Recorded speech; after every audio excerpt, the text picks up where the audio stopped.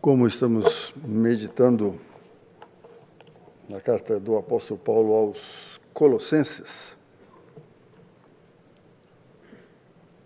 no primeiro capítulo, vou ler aqui do primeiro versículo, como está aqui na nossa liturgia, até o primeiro versículo até o 8.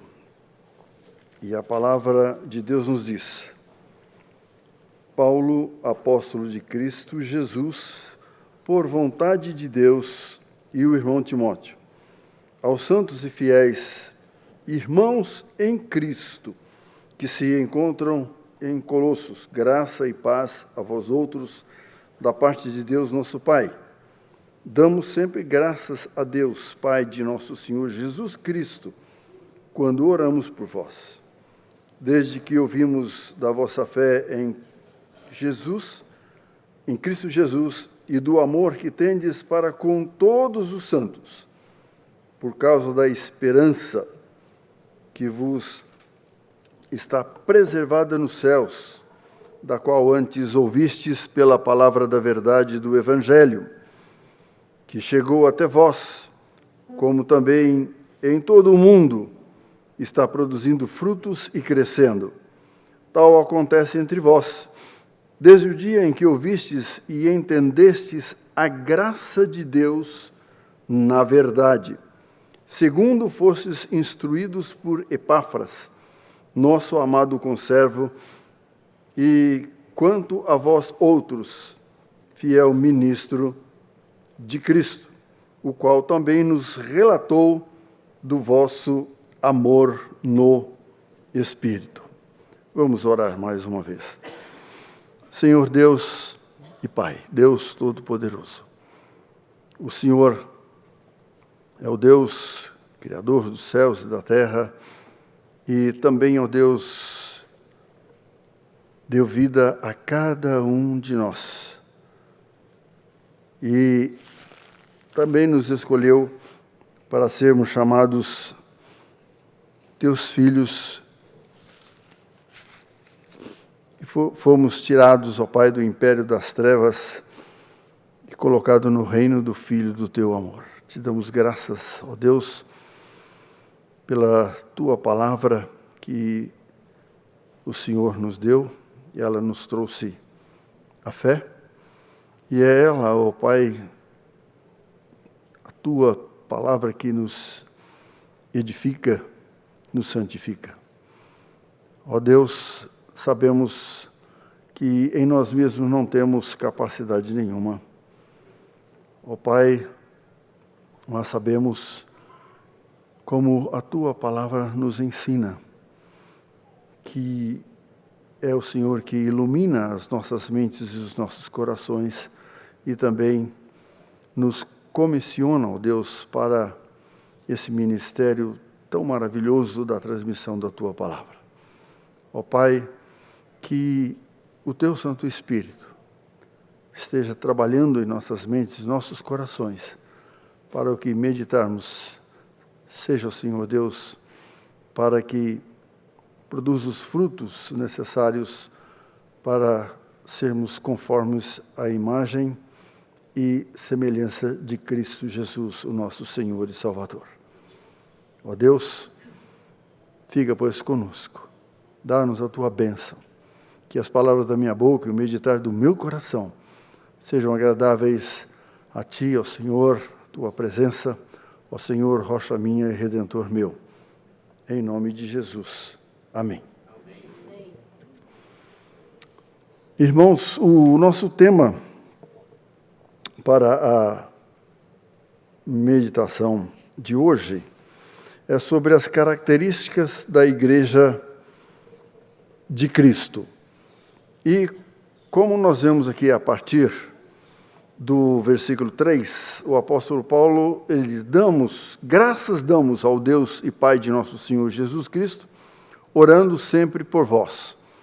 Agora, a partir do versículo 4, ele diz: porquanto ouvimos da vossa fé em Cristo Jesus e do amor que tende para com todos os santos, E versículo 5, por causa da esperança que vos está reservada nos céus, da qual já antes ouvistes pela palavra da verdade do Evangelho, que já chegou a vós, como também está em todo o mundo, e vai frutificando como também entre vós, desde o dia em que ouvistes e conhecestes a graça de Deus em verdade, como aprendestes de Epáfras, nosso amado conservo, que para vós é um fiel ministro de Cristo, o qual nos declarou também o vosso amor no Espírito. Como está aqui, Paulo recebeu o relatório de Epáfras, que tinha sido pastor, estava pastoreando aquela igreja, e segundo o que a gente vê, ele e outros mencionados na palavra de Deus foram pastores ali na igreja de Colossos, que estava próximo à igreja de Éfeso. E aqui é destacado 3 palavras nos versículos 4 e 5. Fé, esperança e amor, né? E vemos que Paulo, nas introduções de suas cartas às igrejas, sempre se preocupou com esses 3 pontos principais, principalmente nas introduções das suas cartas, né? Isso quando avaliava o nível de maturidade de uma igreja. Então, esse podemos dizer que é o tripé de maturidade de uma igreja, quando a igreja apresenta esses 3 pontos aí, que são pontos básicos da vida de uma igreja. E é interessante que esse tripé foi evidenciado ali na primeira carta aos Coríntios, lá no capítulo 13, versículos 12 e 13. Porque agora vemos como em espelho, obscuramente, e então veremos face a face. Agora conheço em parte, e então conhecerei como também sou conhecido. Agora, pois, permanecem a fé, a esperança e o amor. Esses 3, porém, o maior desses é o amor. E nós vemos, né, como acabamos de ler aqui, na carta de Paulo aos Colossenses, que ele menciona esse tripé, aí, fé, esperança e amor.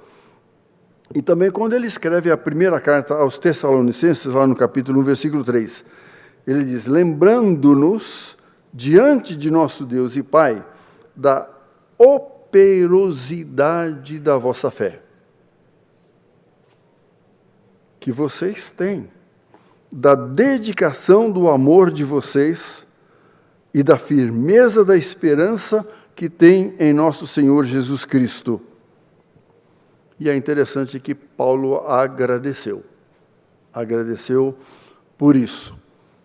Agora, se vocês prestarem atenção na introdução da primeira carta aos Coríntios, ele não falou de fé, esperança e amor na introdução. Ele falou de fé e de esperança, porque o amor ele foi tratar lá no capítulo 13. Lá no capítulo 13. Se vocês prestarem atenção, na segunda carta de Paulo aos Tessalonicenses, ele não falou de esperança. Ele foi tratar na segunda carta sobre a esperança. A carta escrita aos Hebreus fala de amor, de esperança, e a carta inteira fala sobre a fé. Então, nós vemos aí,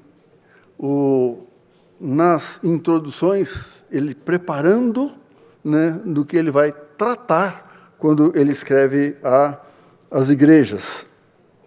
E então, nós temos estudado essas características aí da igreja já 46, 47 anos. E, meus irmãos, cada vez que a gente volta à palavra de Deus, a gente vai aprendendo mais coisas ainda. Vemos os critérios bíblicos que definem essas características da igreja. E até em alguns escritores, quando tem em seus comentários, eles evidenciam algumas características, até para a organização de igreja. Quando Paulo escreveu a Tito, ele falou assim, olha, por esta causa eu te deixei em Creta para que a igreja acertasse as coisas restantes e elegesse presbíteros para formar uma igreja, né? Então, o que é uma igreja? Essa palavra igreja, ela está em singular e plural. A raiz dela é a palavra lá no grego, eclesia. Aparece 115 vezes no Novo Testamento. 3 vezes aparece referindo-se a grupo, assembleia de pessoas que eram cristãs. Lá no livro de Atos, no capítulo 19, versículos 32, 39 e 41, que está o seguinte registro. Uns, pois, gritavam de uma forma, outros de outra, porque a assembleia caíra em confusão e, na sua maior parte, nem sabia por que motivo estavam reunidos. A assembleia, então, é traduzida, a palavra eclesia aqui, como assembleia devido ao contexto ali, como eles estavam se reunindo. Quando nós vamos fazer eleição de diáconos, de presbíteros, nós convocamos para uma assembleia, Lá no versículo 39 diz, mas se alguma coisa pleiteais, será decidida em assembleia regular. Então, você vê como é que a igreja presbiteriana, no seu desenvolvimento, ela tem esses princípios da palavra de Deus.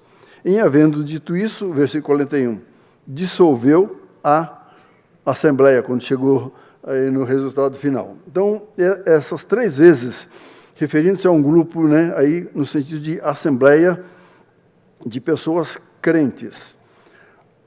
2 vezes, referindo-se aos filhos de Israel, no quadro ali do Velho Testamento. Então, essas 115 vezes que aparece a palavra eclesia, nós temos no Novo Testamento. Lá em Atos 7,38 diz, é este Moisés que esteve na congregação no deserto. Aqui já foi traduzido como congregação, ao invés de igreja. Mas era a igreja ali do Senhor, né? No deserto, com o anjo que lhe falava no Monte Sinai e com os nossos pais, o qual recebeu palavras vivas para nos transmitir. E Hebreus 2,12, dizendo, a meus irmãos declararei o teu nome, cantar-te-ei louvores no meio da congregação. Aqui está citando um salmo. 110 vezes restantes aqui da palavra eclesia são usadas referindo-se a um corpo de cristãos verdadeiros crentes em Cristo Jesus.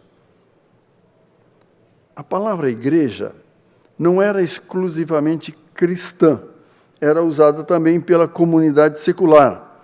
Recebeu um significado aqui novo e especial quando aplicada aos cristãos do Novo Testamento. E escritores do Novo Testamento usaram de 2 maneiras. foi usada como uma igreja universal, que nós temos até no nosso credo, e isso foi usado diversas vezes. O corpo total de cristãos, onde estivesse, primariamente. Foi usada,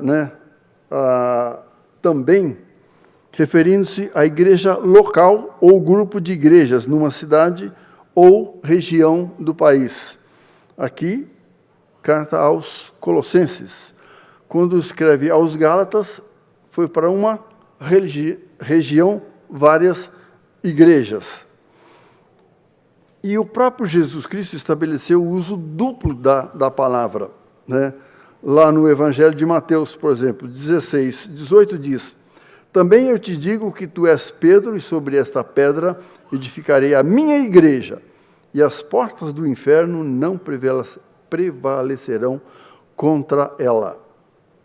Tu és Pedro, e sobre esta pedra edificarei a minha igreja. Que pedra ou que fundamento é este? Foi a declaração de Pedro sobre Jesus Cristo. Então, sobre essa declaração, Cristo é o Senhor e Salvador, eu vou edificar a minha igreja. Então, a nossa igreja, a igreja de Cristo Jesus, de qual nós pertencemos, ela é edificada nessa profissão de fé. Depois, eu li aí Mateus 16, 18. Depois, mais tarde, referindo-se a um irmão que não quisesse ouvir ou aceitar correção de 2 ou 3 testemunhas. Mateus 18, 17. E se não os atender, dize-o à igreja, e se recusar ouvir também a igreja, considera-o como gentil e publicano. Quer dizer, se ele recusar ouvir também a igreja, aí, então, considera-o como gentil e publicano. Aí já é, então, o trabalho de uma igreja local. Como nós temos um registro lá na 1 de Coríntios, quando a igreja teve que disciplinar um caso de um incesto ali. E foi duro, mas foi bíblico. Entrega a Satanás. Depois, quando ele escreve a segunda carta, aquela pessoa, ela aceitou a disciplina, se arrependeu, e depois Paulo falou, agora reconduze-o também à comunhão. E eu creio que é um trabalho que temos vivido já nesses 6 anos aqui na igreja, já tratamos desses casos aqui. Então, no primeiro caso, Jesus usou a palavra referindo-se, em primeiro lugar, a um corpo maior ou total de cristãos que ele convocou para constituírem o seu corpo. Sobre essa pedra eu edificarei a minha igreja, a igreja dele. Ele não falava de edificação de uma simples igreja localizada em uma determinada região geográfica, mas de uma única igreja que seria constituída de todos os crentes de todos os lugares. No nosso credo, creio na igreja universal, ou, se não, na igreja católica, que ela é universal. O segundo caso aqui, quando Jesus disse que falasse à igreja, referia-se a um grupo específico de cristãos localizado em determinada área. Um grupo que ouviria o relatório, tomaria uma atitude em relação ao assunto. Está claro que é um grupo, uma assembleia local de crentes. E essa madrugada, antes das 6, que depois de meditar um pouco, me lembrei de alguns fatos lá do Velho Testamento, quando eles iam tratar de alguns problemas, era levado aos anciãos para tratarem do caso, e ali eles davam a sentença, que tinham que dar ali, ou condenação ou absolvição. E é isso que Mateus registrou da palavra de Jesus Cristo aqui no capítulo 18, versículo 17. Paulo, quando escreveu que Cristo é o cabeça da igreja e que Cristo amou a igreja e deu-se a si mesmo por ela, se referiu à igreja universal. Quer dizer, aqueles eleitos ali antes da fundação do mundo. E eu estava meditando também nessa questão aí, lá de Efésios 5, 23 e 25. Porque o marido é o cabeça da mulher, como também Cristo é o cabeça da igreja, sendo este mesmo o Salvador do corpo. Aqui ele não está falando de uma pessoa individual, está falando da igreja. Ele morreu pela igreja, pelos escolhidos. Até o reverendo Russell Shedd fez um comentário, né, que os erros que nós temos em muitos cânticos são muito... chama a atenção mais à pessoa, né? Cristo e eu, não Cristo e a igreja. E ele, nesse comentário, né, que foi registrado, diz assim, olha, ele diz, Cristo morreu pela igreja. Agora, como eu posso dizer que Cristo morreu por mim? Mas porque ele me inseriu na igreja. Ele nos libertou do império das trevas, né, e nos conduziu para o reino do Filho do seu amor. Ele nos libertou lá e colocou na igreja. E essa é uma questão que nós estamos tratando muito nos nossos dias de hoje, sobre os desigrejados, né? Desigrejados. Eu posso ter a minha comunhão com o Senhor isolado da igreja. Será que pode? Né? Então, maridos, amai vossa mulher, como também Cristo amou a igreja e a si mesmo se entregou por ela. Quando escreveu à igreja de Deus que está em Corinto, ou quando se referia à doutrina que ensinava por toda a parte e em cada igreja, referia-se claramente aos grupos locais de crentes, né? Lá na primeira carta, capítulo 1, versículo 2 diz, a igreja de Deus que está em Corinto, a igreja de Deus que está em Corinto, aos santificados em Cristo Jesus, chamados para ser santos, com todos os que em todo lugar invocam o nome de nosso Senhor Jesus Cristo, Senhor deles e nosso. Aqui ele coloca no plural. Nós não temos cartas a pessoas. Pode dizer que todas as cartas que nós temos, ou epístolas, referindo-se à igreja do Senhor Jesus Cristo, né? E lá ainda 1 Coríntios 4:17 diz, por esta causa vos mandei Timóteo, que é meu filho, amado e fiel ao Senhor, o qual vos lembrará os meus caminhos em Cristo Jesus, como por toda a parte ensino em cada igreja. Às vezes, é difícil diferenciar entre os dois usos da palavra no Novo Testamento, igreja universal ou igreja local. A igreja local pertence à igreja universal, é da igreja universal. Mas esses dois estão bastante claros em várias passagens e passagens específicas. Das 115 vezes, cerca de 90 vezes, referem-se a igrejas locais. É importante notar que a Bíblia jamais classifica uma igreja como um prédio. Como um prédio. E Paulo, quando escreve aos Coríntios, fala, né, não sabeis vós que o vosso corpo é templo do Espírito Santo de Deus? Quando Davi quis construir lá o templo, ele falou assim, olha, você quer construir uma casinha para mim? né? Os céus dos céus não podem conter a minha glória, que dirá uma casinha dessa.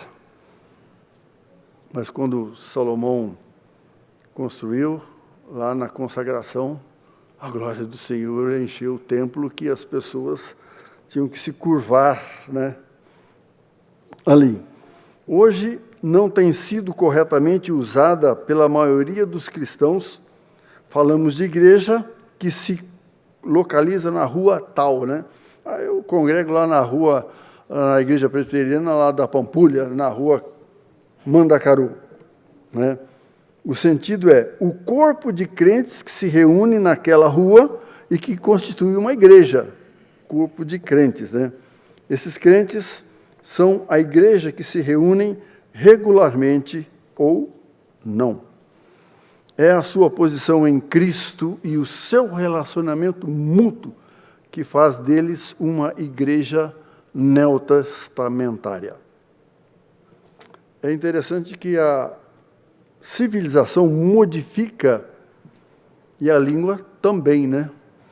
Eu tenho me preocupado principalmente por causa das gírias dos nossos dias, né? Quando a gente lê aqueles livros antigos, né, as palavras que às vezes a gente vê ali, os clássicos, a gente precisa até estar usando dicionário ali para entender. Assim como nós, quando vamos ler também a palavra de Deus, estudar, nós precisamos até lá ver lá nos originais, né, nos lexicons, para vermos qual é o significado da tradução daquela palavra, porque tem certas traduções que às vezes colocam palavras até de gíria, e é difícil isso. Então, os crentes se reuniam em casas, templos, sinagoga, cemitério, campo. Não há mal, contanto que saibamos que a igreja, no Novo Testamento, não é prédio, mas as pessoas que se reúnem para a edificação e o desenvolvimento.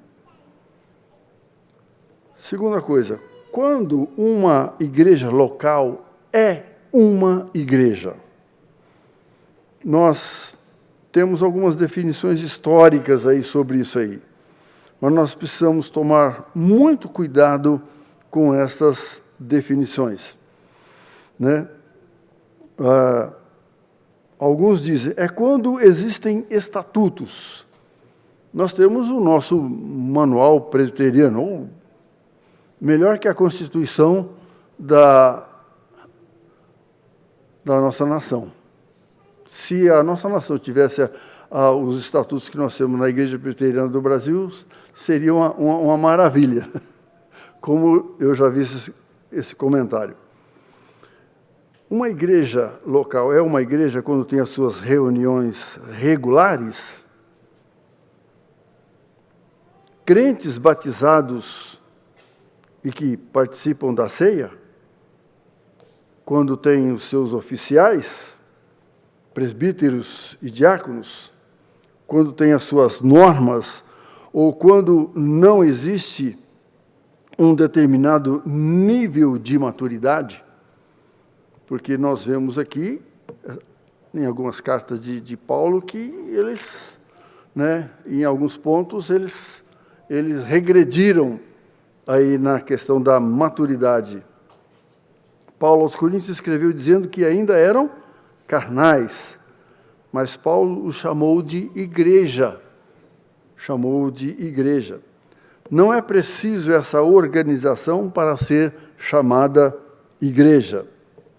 Grupos de crentes em Listra, Icônio e Antioquia foram chamados de igreja antes da escolha de anciãos, lá em Atos 14, de 21 a 23. E, tendo anunciado o evangelho naquela cidade e feito muitos discípulos, voltaram para Listra, Icônio e Antioquia, fortalecendo a alma dos discípulos, exortando-os a permanecer na fé, mostrando que, através de muitas tribulações, nos importa entrar no reino de Deus, promovendo-lhes em cada igreja eleição de presbíteros. Então a gente vê a igreja crescendo também e se organizando. E quando houve necessidade também ali, como está lá em Atos, no cuidado principalmente com as viúvas, foram eleitos os diáconos para esse trabalho. Então, depois de orar com jejuns, os encomendaram ao Senhor em que haviam crido. Então, quando é a igreja? Mateus 18, 20. Porque onde estiverem 2 ou 3 reunidos em meu nome, aí eu estou no meio deles. Maridos, amai as vossas esposas como Cristo amou a igreja. Deus criou homem e mulher e com o objetivo de formarem aí o casal um só e a partir daí família. E nós vemos lá no começo também, ali, principalmente com Abraão, Isaac, Jacó, nós vemos isso daí, como Deus falou que a sua igreja, né, aqueles da aliança, eles cresceriam aí também. E o propósito de Deus é que em cada lar seja formada uma igreja, porque nós temos os nossos cultos nas nossas casas também, as nossas devocionais, quando reunimos para ler a palavra de Deus, orar, e orarmos também uns pelos outros, orarmos pela igreja, pelos irmãos, pela igreja que nós pertencemos. E assim é formado, então, a igreja, onde estiverem 2 ou 3 falando em meu nome. Mesmo não tendo oficiais leigos, como disse Tertuliano. Terceiro ponto. Quando uma igreja local é uma igreja com maturidade. É aí onde entra, nessas introduções da carta de Paulo aqui aos Colossenses, também aos Filipenses, a primeira carta aos Tessalonicenses, fé, esperança e amor. Então, vemos aí a Universal está no processo e um dia estará totalmente amadurecida, pronta com Cristo Jesus. Por enquanto, estamos nesse processo. Mas a única maneira de medirmos uma igreja é pelo que podemos ver. Então, o que é que nós devemos mostrar? Então, quando podemos dizer que uma igreja local é uma igreja madura, que atingiu a maturidade, quais critérios podemos usar para medir ou verificar se já atingimos um certo grau de maturidade? Então, às vezes, temos algumas definições, quarto ponto aqui, de aspectos de uma maturidade. Quando uma igreja é ativa, né, o progresso pelo número de reuniões realizadas por semana, número de diferentes tipos de programação em andamento, quando a igreja cresce, mais pessoas entrando e permanecendo na igreja, e o rebanho está crescendo, e hoje nós temos muitos comentários sobre muitos entram pela porta da frente, mas muitos saem também pelas portas do fundo, né, da igreja. Quando uma igreja contribui para o programa da igreja, né, que sustentam seus empreendimentos, quando ganha almas, quando pessoas estão levando outras a Cristo com regularidade. O texto que nós vimos aí de Paulo a Timóteo, né? A palavra de Deus, ela tem é apta para discernir, né, os nossos pensamentos e tudo mais, para que o homem de Deus ele seja aprovado, tenha boas obras. Esse é o propósito da palavra de Deus.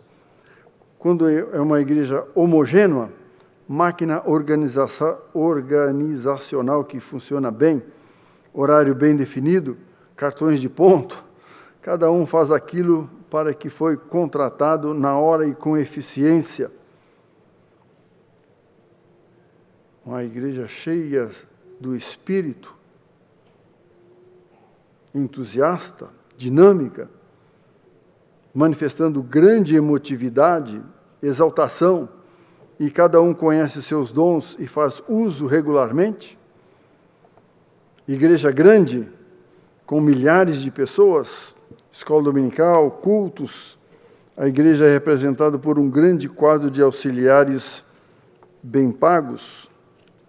Quando o Stuart Briscoe, em 81, esteve aqui no Brasil, pela CEPAL, Serviço de Evangelização para a América Latina, ele disse que a igreja dele, quando ele começou, tinha 500 membros, e naquela época que ele foi lá, em 81, a igreja tinha 5.000 membros e 100 congregações.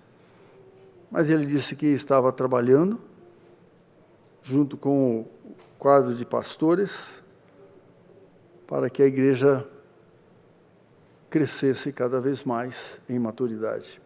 Falou também da possibilidade de que uma igreja grande assim pode fazer, como tinha 100 congregações, e também o que uma igreja pequena também pode fazer.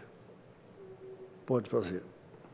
Infelizmente, há pessoas que creem que o que foi declarado acima constitui sinais bíblicos de maturidade.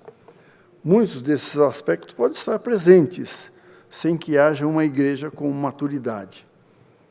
Quando medimos através de critérios bíblicos, uma igreja pode mostrar-se seriamente prejudicada, apesar de toda a sua atividade citada acima. O padrão bíblico que nós temos foi esse que, na introdução, que Paulo escreveu aos Coríntios. 1 Coríntios 13, 13. Agora, pois, permanecem a fé, a esperança e o amor. Esses três, porém, o maior desses é o amor. Por que que maior é o amor? Porque Deus é amor. E quando nós aceitamos a Jesus Cristo, Ele como nosso Senhor e Salvador, foi-nos dado o poder de sermos chamados filhos de Deus, e o amor de Deus, da essência de Deus, foi derramado em nossos corações. Porque Deus amou o mundo de tal maneira que deu o seu Filho unigênito para que todo aquele que nele crê não pereça, mas tenha vida eterna. É interessante, amou o mundo dos eleitos. Todos esses eleitos que crerem, então, vão ser conduzidos aí ao reino do Filho do seu amor.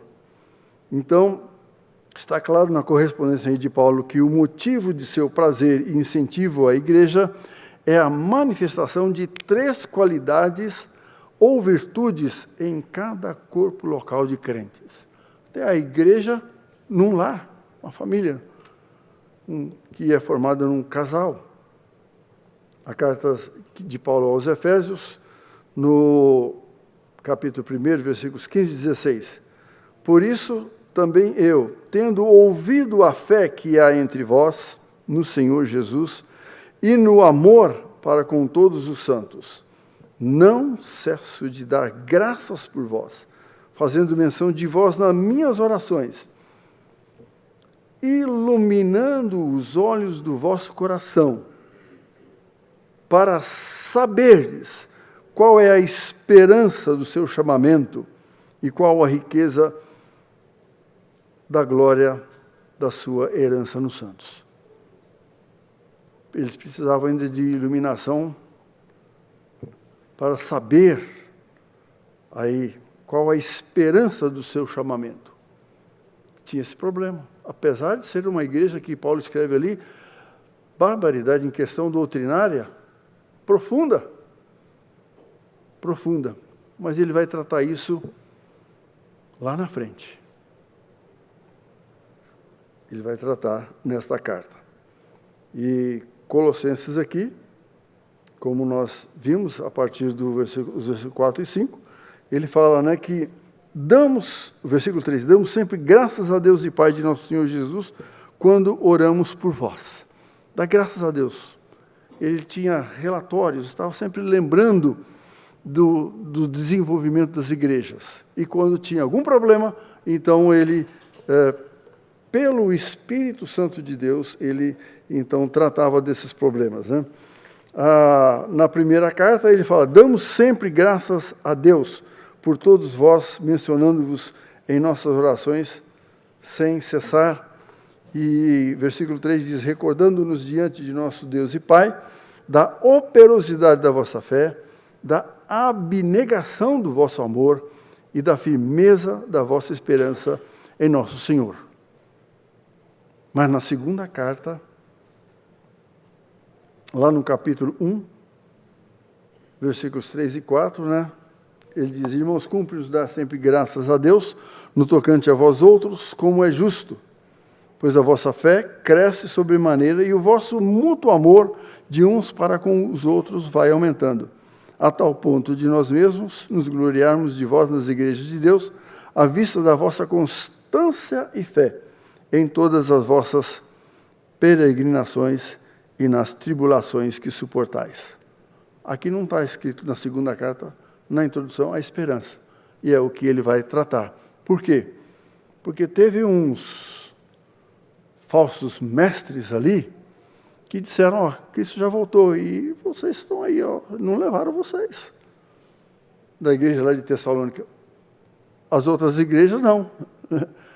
Em esperança está tranquilo. Mas aí, lá no capítulo 2, ele começa, olha, usaram aí como se, eu estou falando no espírito de Paulo, que Cristo já voltou.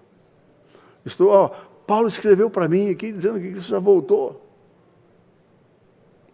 Dá 3 motivos ali, falando sobre isso aí.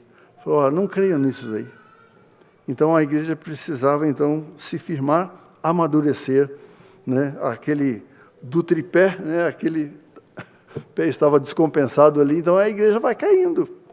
A igreja vai caindo. Então, essas 3 características, essas 3 qualidades. É interessante, né? Isso é o que mais agradava a Paulo. Isso é o que mais preocupava o apóstolo Paulo. E também ele não cessava de dar graças. Agora, meus irmãos, o nosso irmão reverendo Gilvan tem falado da nossa igreja, esse tripé. Pregação expositiva na palavra de Deus. Essa é uma característica da igreja, né, hoje. Uma igreja que está crescendo e está se firmando, né? A ministração dos sacramentos, né? E terceiro ponto, a disciplina eclesiástica. Se nós olharmos essas cartas, nós vemos todos esses 3 pontos aqui, né? A fiel exposição da palavra de Deus. O reverendo Gilvan tem se preocupado disso, em nós trabalharmos, né? O reverendo Ricardo está aí no Êxodo, e lá no grupo de quarta-feira foi a última lição, Hebreus, e agora vai iniciar Salmos. Tem alguns anos aí, eu me lembro quando trabalhei lá com a terceira idade, que a gente tinha a escola dominical itinerante todos os domingos, e a gente levava a ceia. Nós tínhamos 24 famílias que tinham pessoas que não tinham condições de ir à igreja, em estado de leitos, né? E deslocamento. E comecei a ver de John Piper a teologia da alegria. Falei, puxa vida, que beleza, teologia da alegria. E na introdução, lá do livro da Teologia da Alegria, ele fala assim que ele aprendeu com C.S. Lewis, que começou com a teologia da alegria, baseado no livro dos Salmos. E então, ele também continuou o desenvolvimento da teologia da alegria baseado no livro dos Salmos. Eu falei, então eu vou começar a pregar no livro de Salmos. E foram alguns anos também. Foram, acho que 8 ou 9 anos trabalhando com a terceira idade, e tinha esse ministério. Nós estávamos trabalhando na palavra de Deus no livro dos Salmos. Uma definição dessas 3 características, ou qualidades, ou virtudes da igreja, né? E ao examinarmos aí com detalhe como expressam, como reconhecê-los e desenvolvê-los na igreja local. A fé, ela descreve a confiança que um corpo local de Cristo tem em Jesus Cristo como seu cabeça. A esperança é uma visão doutrinária e estabilidade no que se refere ao nosso relacionamento presente e futuro para com Deus através de Jesus Cristo. O amor é um conceito profundo que descreve o relacionamento que devem existir na igreja local e para com todas as outras pessoas. Amar ao Senhor de todo o teu coração, de toda a tua alma, de todo o teu entendimento, e ao próximo como a ti mesmo. Então, esta é a manifestação do comportamento cristão através do funcionamento do corpo de crentes. Hoje, os crentes reformados, né, os cristãos reformados, né? E uma pergunta aqui. Se Paulo se assentasse para escrever a nossa igreja aqui, a igreja da Pampulha, ele agradeceria a Deus por quê?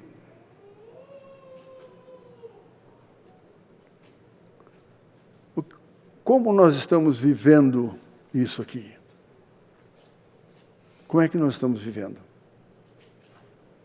Então, qual seria o motivo de agradecimento aí de Paulo sobre a nossa igreja? Como poderia se tornar uma igreja mais madura? Então, começa aqui com a palavra orar e 3 pontinhos. Orarmos mais, né? Então, por isso é uma convocação para as nossas reuniões de oração. Hoje estava mais frio do que agora, nós tivemos menos pessoas aqui na nossa reunião de oração, né? O frio pode fazer com que pessoas não queiram enfrentar. E ontem, com a Lenise, assistindo um filme, até foi feito numa cidade onde tinha caído muita neve e gelo. Ela falou assim, eu não sairia, ficaria na minha casa calafetada e tal, com ar ali, com lareira e tudo mais, né? E eu não viveria numa cidade ou num local desses, né? E eu vou dizer aos irmãos que, quando eu estava no 4º ano, eu tinha 3 convites para exercer o meu ministério quando terminasse o seminário. E eu comentei com a Lenise. O primeiro convite era para abrir um ponto de pregação, uma congregação, no Rio Grande do Sul. Até foi o presidente da Junta de Missões Nacionais que me convidou para isso. Eu comentei com a Lenise e falei assim, Dercy, olha, se depender da minha posição, eu detesto o frio. Eu detesto o frio. Então, aí, se Deus puder dar um outro local. Aí veio um convite da segunda igreja de Castro, aqui do Paraná. Aí eu olhei assim, falei, será que eu comento com a Lenice? Eu não comentei, eu falei com o meu tutor, que era presidente do presbitério. Ele pegou a carta, colocou, né, no bolso, falou, pode deixar que eu vou entender, eu vou resolver esse problema seu aí. E porque já no presbitério já havia já da comissão executiva, tinha uma igreja que ia trocar pastor. Já estava pedindo para trocar pastor. Então, eu seria encaminhado para lá, para esta igreja, a igreja de Santo André. Aí a resolução que veio foi que, da executiva, que eles iriam me aproveitar. Lá e estava dispensando outros 3 também que estavam concluindo o seminário, estavam pedindo também campo ali no presbitério. E foi o único que recebeu a resposta, fui eu, que eles iriam me aproveitar ali no campo do presbitério de São Caetano do Sul. Só que não foi para aquela igreja que eles estavam pensando, foi para uma outra, onde eu fiquei 7 anos, na igreja presbiteriana da Vila Pauliceia, pela graça de Deus. E tivemos a oportunidade de trabalhar ali e alguns problemas, algumas dificuldades. E depois de 7 anos nós fomos o primeiro período lá no Mato Grosso do Sul. Nós fomos lá para Dourados, a implantar a 4ª igreja presbiteriana de Dourados. E, pela graça de Deus, trabalhamos ali. Eu fiquei impressionado com um trabalho ali que tinha 111 pessoas ali, 50% que ia visitando família por família, 50% das pessoas não tinham certeza da salvação. Falei, se Cristo voltar hoje te levar, se você morrer hoje? Não, eu não tenho certeza. Isso é esperança, meus irmãos. A razão da nossa esperança está aí. A volta de Cristo. Ele vai nos levar para onde? Vai estarmos com Ele na eternidade. Mas, enquanto isso, Ele está nos preparando, Ele está nos aperfeiçoando para nós sermos levados para a glória celestial. Que Deus nos abençoe.